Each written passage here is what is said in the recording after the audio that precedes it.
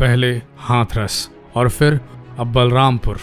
दलित युवतियों के साथ लगातार होते सामूहिक गलत कार्य। आप में से बहुतों को यह मालूम होगा कि ये घटनाएं आम थी। फर्क बस इतना है कि इन घटनाओं को अब मीडिया वाले टेलीविजन में दिखा रहे हैं। ब्राह्मणों का वर्चस्व और दलितों का शोषण, और जहां दलित बहुतायत में हैं, ब्राह्मणों पर दबाव पड़ता है। बड़ी तीखी बात बोल रहे हैं, जिगर है सच सुनने का तो सुन लीजिए। हिंदुओं को बदनाम किया जा रहा है और हिंदू बदनाम हो भी गए। सच्चाई ये है कि हिंदुओं को बदनाम करने का पूरा षड्यंत्र रचा गया था, और आपको जानकर हैरानी होगी कि हिंदुओं को बदनाम करने का काम मुगलों ने नहीं, पाकिस्तान में बैठे किसी मुल्लाओं के ग्रुप ने नहीं किया, बल्कि खुद उन गद्दार हिंदुओं ने किया है जो अपनी नाकारी संतानों को बिना मेरिट के प्रमोट करना चाहते थे। ब्राह्मण का बेटा ब्राह्मण, शूद्र का बेटा शूद्र। ये इन्हीं गद्दार और भ्रष्ट हिंदुओं का काम है। यकीन नहीं होता तो बने रहिए इस वीडियो के अंत तक, आप खुद ये मानेंगे। ऊपर वाले की सबसे अनमोल रचना है इंसान, और जब इंसान का बच्चा पैदा होता है तो लोगों में ये भ्रांति फैला दी गई है कि तब हिंदू समाज उसे 4 भागों में बांट देता है कि बच्चा ब्राह्मण बनेगा, क्षत्रिय बनेगा, वैश्य बनेगा या शूद्र बनेगा। यानी कि उस बच्चे की किस्मत पैदा होती ही तय कर दी जाती है। और ये भ्रांति इतनी गहरी फैली है कि खुद हिंदू समाज भी, आज का हिंदू समाज भी इन बातों को मानने लगा है। लोग खुद ही तय कर लेते हैं कि अगर बच्चा शूद्र समाज में पैदा होता है तो वो नाली साफ करेगा, ब्राह्मण का बच्चा हुआ तो पंडित बनेगा, विद्वान बनेगा और बच्चों को पढ़ाएगा। देखा जाए तो कास्ट सिस्टम हिंदुओं के लिए सबसे बड़ा अभिशाप है, जिसने हिंदुओं को आपस में ही बांट रखा है। लेकिन यहाँ एक बड़ा पेंच है। हिंदू कास्ट सिस्टम गलत नहीं, इसका इंटरप्रिटेशन गलत है। इसे समझा और प्रचारित गलत तरीके से किया गया है, प्राचीन काल से ही भ्रष्ट हिंदुओं के द्वारा। बने रहिए इस वीडियो के अंत तक, क्योंकि आज इनकी पोल ये वीडियो खोलेगा। इंग्लिश शब्द है कास्ट, इसका हिंदी अर्थ होता है जाति। आपको बता दें, प्राचीन काल में कास्ट सिस्टम बनने से पहले वर्ण व्यवस्था थी। कास्ट सिस्टम नहीं, जातिगत व्यवस्था नहीं, वर्ण के हिसाब से व्यवस्था, गुणों के हिसाब से व्यवस्था। वर्ण समाज में लोगों का टैलेंट देखकर, उनका स्किल देखकर तय किया जाता था। उसके हिसाब से उन्हें समाज में अलग अलग श्रेणी के काम दिए जाते थे। लेकिन कास्ट सिस्टम भ्रष्ट हिंदुओं ने बनाया, और इसी ने एक दूसरे में भेदभाव डालना शुरू कर दिया। आज के हिंदू समाज में ना ही समानता है और ना ही जस्टिस। आज अगर कोई हिंदू लड़का एक हिंदू लड़की से शादी करने जाता है तो उसके सामने जाति की सबसे बड़ी दीवार खड़ी हो जाती है। हिंदुओं ने ही ये तय किया है कि कौन सी जाति उच्च कोटि की है और कौन सी छोटी। आपको यकीन नहीं होगा, लेकिन कास्ट सिस्टम का किसी वेद में उल्लेख नहीं है, लेकिन वर्ण व्यवस्था का है। वर्ण बेस्ड समाज का कई वेदों पुराणों में वर्णन है, और इसका वर्णन आपको भागवत गीता में भी मिलेगा, जिसमें श्री कृष्ण अर्जुन से कहते हैं कि इस पृथ्वी में जितने भी इंसान हैं उनकी पहचान उनके गुणों से होती है। अब आप खुद ही समझ लीजिए, गुणों से होती है, ना कि उनकी जाति से, ना कि वो किस कुल में पैदा हुए हैं। यहाँ तक कि महाभारत के शांति पर्व में भी कहा गया है कि अगर इंसानों को बांटना है तो उनको उनके गुणों के आधार पर बांटो। आप ही सोचिए, जब वेद पुराण ये कह रहे थे कि इंसानों को बांटना है तो उनके गुणों से बांटिए, तो फिर ये कास्ट सिस्टम कहाँ से पैदा हो गया? जबकि पुराने समय में लोगों को गुणों के हिसाब से ही उनका काम, उनका पेशा डिसाइड किया जाता था। जैसे कि आज भी कॉर्पोरेट वर्ल्ड में होता है। जब आप किसी नौकरी के लिए जाते हैं तो एक HR, ह्यूमन रिसोर्स डेवलपमेंट, जो देखता है वो बंदा आपके स्किल्स को टेस्ट करता है, आपके टैलेंट को टेस्ट करता है, और उसी के हिसाब से आपको पोस्ट दी जाती है। वो HR आपके कास्ट को देखकर नौकरी नहीं देता। सोचिए, अगर कास्ट सिस्टम कॉर्पोरेट जगत में होता तो टैलेंट की कोई वैल्यू नहीं होती। आपको बता दें कि हर इंसान में 3 तरह के गुण होते हैं जो वो अपने अनुभव से अर्जित करता है। तो आइए जानते हैं कि वो 3 गुण वो कौन से गुण हैं जो वर्णों के हिसाब से फिर क्लासिफाई करते हैं। इसे एक उदाहरण से समझते हैं। मान लीजिए एक अच्छी खासी पार्टी चल रही है, आप उस पार्टी में जाते हैं, लोगों को देखते हैं और धीरे धीरे एक्साइटेड होने लगते हैं, उत्साहित होने लगते हैं। आप खूब सारे ड्रिंक पी लेते हैं और डांस फ्लोर पर अपना हुनर दिखाना शुरू करते हैं और बहुत जल्द ही उत्साहित हो जाते हैं। अगर आप भी इस तरह के हैं तो आपको बता दें कि इस तरह के लोग बहुत ज्यादा पैशनेट होते हैं, साथ ही साथ इनमें इमोशंस कूट कूट के भरे होते हैं, और ये लोग गुस्सा भी बहुत जल्दी हो जाते हैं। इस तरह के गुणों को कहा जाता है राजस गुण। वहीं दूसरी ओर अब इसी पार्टी में एक लड़की आती है जो कुछ ही लोगों से मिलती है। वहीं इस पार्टी में एक दूसरा युवक आता है जो पार्टी में तो आता है लेकिन ड्रिंक नहीं पीता और ना ही पार्टी एंजॉय करता है, बस अकेले में कोने में जाकर खड़ा हो जाता है। इस तरह के लोग ज्यादातर आलसी होते हैं, इनमें एक्साइटमेंट का तो नामो निशान नहीं होता, और ये लोग बिल्कुल भी एक्टिव नहीं होते हैं। इस तरह के लोगों को तामसिक गुण वाला कहा जाता है, तामस।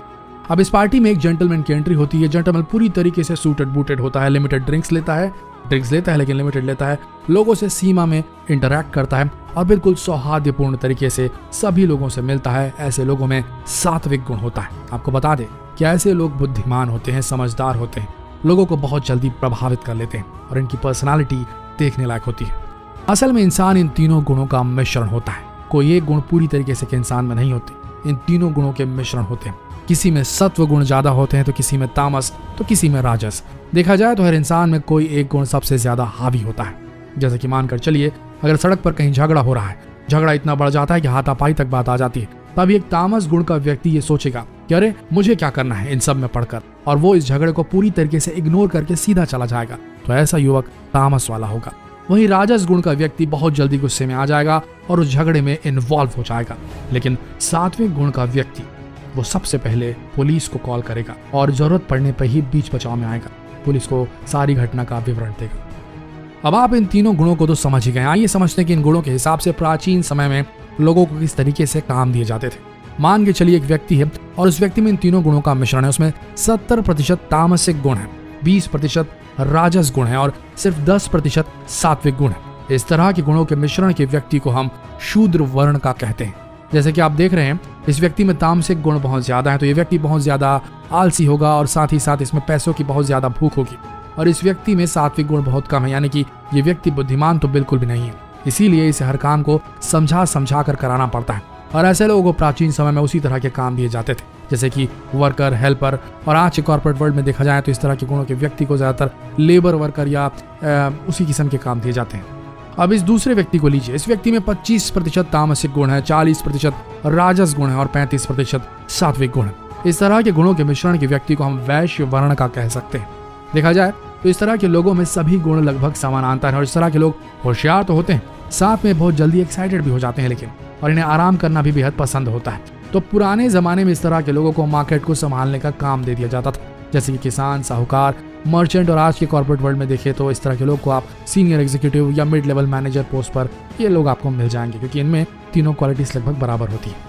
अब तीसरे व्यक्ति को लीजिए। इसमें 10% तामसिक गुण है, 20% सात्विक गुण है, लेकिन इनके अंदर 70% राजस गुण है। तो ऐसे गुणों के लोगों को हम क्षत्रिय वर्ण का कह सकते हैं। ऐसे गुणों के लोग बहुत ज्यादा पैशनेट होते हैं और बहुत दिल लगाकर काम करते हैं, साथ ही साथ ये बहुत ज्यादा अग्रेसिव होते हैं, इसलिए अपने हर काम को तेजी से समाप्त करने की काबिलियत रखते हैं। लेकिन इनसे भी गलतियां बहुत ज्यादा होती है, उनकी जिंदगी बहुत कष्टदायक होती है। इन सब के अलावा ये बहुत ज्यादा रिस्क लेने वाले होते हैं, इसीलिए इन्हें बहुत ज्यादा क्षति भी होती है। आपको बता दें कि प्राचीन काल में ऐसे लोगों को ऑर्डर मनवाने के लिए इस्तेमाल किया जाता था, सेना के पदों पर रखा जाता था। और आज की ही व्यवस्था में भी इन्हें छोटी पोस्ट पर, ऐसी पोस्ट पर जहां काम ज्यादा होता है, ऑर्डर्स मानने पड़ते हैं, वहां रखा जाता है। वैसे लोग क्षत्रिय वर्ण के कहलाते हैं। अब आइए आखिरी किस्म के व्यक्ति से मिलते हैं, जिसमें 10% तामसिक गुण है, 20% राजस गुण है, लेकिन इस व्यक्ति के पास 70% सात्विक गुण है। तो ऐसे क्वालिटी के लोगों को हम ब्राह्मण वर्ण का कह सकते हैं, क्योंकि इस तरह का कंपैरिजन अगर किसी व्यक्ति के अंदर होगा तो वेदों पुराणों का ज्ञान उसके अंदर कूट कूट के भरा होता है। ये लोग काफी बुद्धिमान होते हैं और इसीलिए इन्हें बेस्ट डिसीजन मेकर भी कहा जाता है। इसीलिए पुराने जमाने में इन लोगों को डिसीजन लेने के लिए रखा जाता था। साथ ही ये मंदिरों में पंडित भी होते थे और लोगों को शिक्षा भी देते थे। आज के जमाने में देखा जाए तो इस तरह के लोग कॉर्पोरेट वर्ल्ड में मैनेजिंग डायरेक्टर का रोल प्ले करते हैं, CEO का रोल प्ले करते हैं। ये कभी किसी की नौकरी नहीं करते, ये खुद का बिजनेस करते हैं, कंपनी के प्रेसिडेंट भी होते हैं। और इसी तरह प्राचीन काल में लोगों के गुणों को देखकर उन्हें काम दिए जाते थे। लेकिन आप जानते हैं कि हमेशा अपनी क्वालिटीज को, अपने गुणों को बरकरार रखने के लिए मेहनत करनी पड़ती है, लगातार सीखते रहना पड़ता है। इसी तरह मानकर चलिए, अगर किसी ब्राह्मण का सात्विक गुण नीचे चला जाता है तो उसे आप शूद्र भी कह सकते हैं। वहीं अगर किसी शूद्र का सात्विक गुण बढ़ जाता है तो उसे आप ब्राह्मण भी कह सकते हैं। और ठीक इसी तरह कॉर्पोरेट वर्ल्ड में लोगों का प्रमोशन किया जाता है। जब उनके गुणों की क्वालिटी बढ़ जाती है तब उन्हें प्रमोशन दिया जाता है। वेद पुराणों में कहा गया है कि जब भी कोई बच्चा पैदा होता है तो वो शूद्र होता है, कोई और नहीं, शूद्र। जी हाँ, ये सच्चाई है, क्योंकि उस बच्चे में ना ही कोई क्वालिटी होती है, ना ही कोई स्किल होते हैं। व्यक्ति अपने गुणों को अपनी उम्र के साथ साथ बढ़ाता चला जाता है। जब वो स्कूल जाता है तो ज्ञान प्राप्त करता है, तब जाकर धीरे धीरे उसमें गुण उत्पन्न होने लगते हैं। इसीलिए ही पैदा होते ही साथ किसी को ब्राह्मण समझ लेना, शूद्र समझ लेना, ये सही नहीं है। शास्त्रों के अनुसार शूद्र वर्ण को इंसान का बेस बताया गया है और बाकी जो वर्ण है, जैसे कि ब्राह्मण, क्षत्रिय और वैश्य, उन्हें द्विजा वर्ण कहा जाता है, जिसका मतलब होता है दूसरा जन्म। तो इस हिसाब से आप समझ सकते हैं कि जैसे जैसे इंसान के गुणों में इंप्रूवमेंट होता है, वैसे वैसे उसका वर्ण भी चेंज होता चलता है। और इसका सीधा उदाहरण आपको महाभारत रामायण में भी मिल जाएगा। महाभारत के रचयिता वेद व्यास जी को जानते ही होंगे आप, लेकिन आप में से कई लोग ये नहीं जानते होंगे कि वो एक शूद्र थे, जिनका जन्म एक मछुआरन के घर में हुआ था, जिनका नाम था सत्यवती। लेकिन अपने गुणों के कारण वो एक ब्राह्मण बने और महाभारत की रचना कर डाली। इसी तरह रामायण को वाल्मीकि जी ने लिखा था। वाल्मीकि जी बहुत ही ज्ञानी व्यक्ति थे और इन्हें वेद पुराणों का बहुत अच्छा ज्ञान था। और आप ये जानकर हैरान हो जाएंगे कि इनकी परवरिश भी एक शूद्र परिवार में हुई थी और इनका परिवार एक शिकारी था। लेकिन इन्होंने अपनी बुद्धिमत्ता से ब्राह्मण पद हासिल किया और रामायण की रचना कर डाली। लेकिन जैसे जैसे वक्त बीतता गया, कुछ लोगों ने अपने स्वार्थ के चलते वर्ण सिस्टम को पूरी तरीके से हटाकर कास्ट सिस्टम बना डाला और फिर लोगों की पहचान उनके सरनेम से होने लगी। अब लोग उनके गुणों से नहीं, उनके कास्ट से जाने जाते हैं। देखा जाए तो हिंदू समाज में हिंदुओं को बहुत ज्यादा गलत ज्ञान दिया जाने लगा है। कई लोगों का यह मानना है कि विष्णु जी के सर से ब्राह्मण पैदा हुए, उनके हाथों से क्षत्रिय पैदा हुए, उनके पैरों से शूद्र पैदा हुए और उनके पेट से वैश्य पैदा हुए, जबकि वेद पुराण और शास्त्रों में ऐसा कहीं भी उल्लेख नहीं, बल्कि वेद पुराणों में कहा गया है कि विष्णु जी का सिर ब्राह्मण है, उनका हाथ क्षत्रिय है, उनका पेट वैश्य और उनके पैर शूद्र है। और आपको बता दें कि वेद पुराणों में ऐसा जानबूझकर लिखा गया है ताकि लोगों के एक समूह को रिप्रेजेंट किया जा सके। जैसा कि मानकर चलिए कि विष्णु जी लोगों के इस ग्रुप को रिप्रेजेंट करते हैं, तो इस हिसाब से उस जमाने में ब्राह्मण डिसीजन मेकर होते थे और एक सोसाइटी को लीड करते थे। जैसा कि आजकल किसी भी देश की सरकार होती है जो लोगों के लिए निर्णय लेती है, और समाज के हाथ होते थे क्षत्रिय। जैसे आज किसी भी देश की आर्मी होती है, ठीक उसी तरह पुराने जमाने में होता था। पेट होता था वेश्य जैसा। आज के जमाने में देश में कंपनियां देश की इकोनॉमी को संभाल कर रखती है, और समाज के पैर होते थे शूद्र, जो लोग सर्विसेज देते थे। जैसे कि आज के जमाने में लोग गवर्नमेंट और प्राइवेट जॉब करते हैं और लोगों को सर्विसेज देते हैं। अब आप किसी भी देश और उसके स्ट्रक्चर को देख लीजिए, आपको ये चारों वर्ण नजर आएंगे। लेकिन यहीं पर कुछ लोग ऐसा मानने लगे कि ब्राह्मण लोग डिसीजन मेकर होते हैं, तो क्या उन्हें सुपीरियर मानने लगे, और शूद्र लोग सर्विस करते हैं तो क्या उन्हें इन्फीरियर माना जाए? तो आपको बता दें ऐसा बिल्कुल भी नहीं है, क्योंकि एक शरीर में जितना महत्व सर का होता है उतना ही महत्व पैर का भी होता है। देखा जाए दोस्तों, इस कास्ट सिस्टम को हटाकर अगर वर्ण व्यवस्था को वापस ले आ जाए तो लोगों के क्वालिटी और गुणों के हिसाब से उन्हें काम मिलेगा। लोगों को कास्ट सिस्टम से हटकर सोचने की जरूरत है, क्योंकि अगर किसी में अच्छी क्वालिटी से अच्छा गुण है तो व्यक्ति किसी भी डूबती हुई कंपनी या किसी भी देश को कामयाबी की सीढ़ी तक पहुंचा सकता है। अगर ये घटना घटी है जो हाथरस में हुई और दलितों के शोषण का एक और उदाहरण अगर यह है, तो ये बेहद गलत है। अगर भारत को आगे बढ़ना है तो कास्ट सिस्टम को छोड़कर वापस हिंदू समाज को वर्ण व्यवस्था की तरफ जाना होगा, नहीं तो यकीन मान के चलिए एक दिन ये भारत तबाह हो जाएगा। अगर आप भी ऐसा सोचते हैं तो जितना हो सके इस वीडियो संदेश को पूरे भारत में हर हिंदू तक पहुंचाएं, क्योंकि हिंदू बदनाम हो रहे हैं, क्योंकि कास्ट सिस्टम की नहीं वर्ण व्यवस्था की जरूरत है। ब्राह्मण वैश्य शूद्र क्षत्रिय सारे हिंदू हैं और सब एक समान है। ये बात दुनिया को बतानी होगी, देश को बतानी होगी, हिंदुओं को समझानी होगी। अगर नहीं समझे तो मान के चलिए फिर हिंदू शायद ना बचे। जितना हो सके इस वीडियो को शेयर करें। मिलते हैं अगले वीडियो में, तब तक के लिए इस वीडियो के अंत तक बने रहने के लिए आप सबका धन्यवाद।